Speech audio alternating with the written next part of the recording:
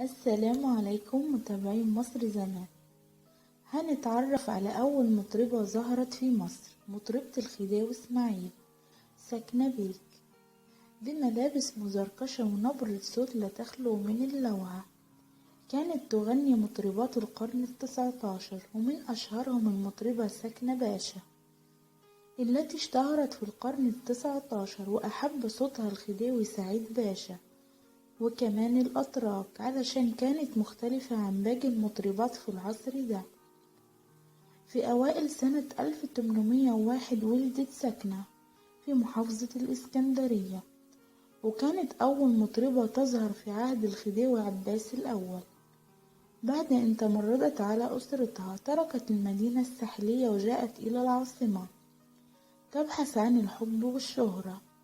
لما جاءت في البداية كانت ممن يحيون ليالي السمر في أكشاك الأزبكية ضمن الجمع اللي كان بيغني الغناء الشعبي. كانوا بيغنوا في عالم صغير يشبه المولد.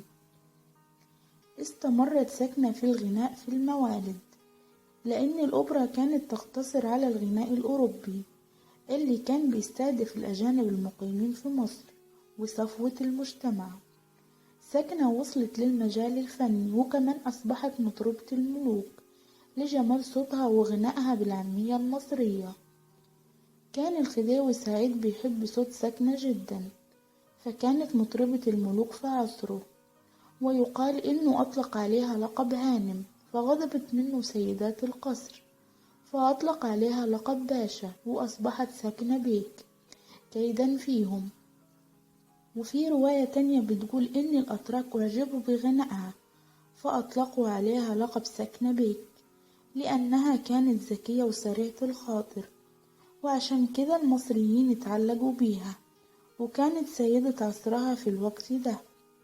فبعد ظهور المطربة ألمظ ضمتها سكنة في فرقتها ولمع نجمها بسرعة، فانفصلت عنها وكونت فرقة خاصة لها، وقضت على شهرة سكنة وتاريخها، وفتحت الساحة أحضانها لألمظ، ونسيت الناس المطربة سكنة.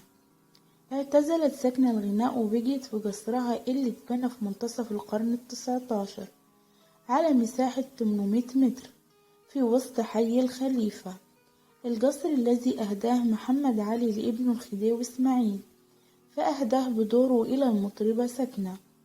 وكمان يقال إن سكنة خصصت جزء من منزلها بتعلم القرآن، وماتت دون أن تترك أبناء أو ثروة. توفت سنة 1892، كان عندها 91 سنة. رحم الله المطربة سكنة.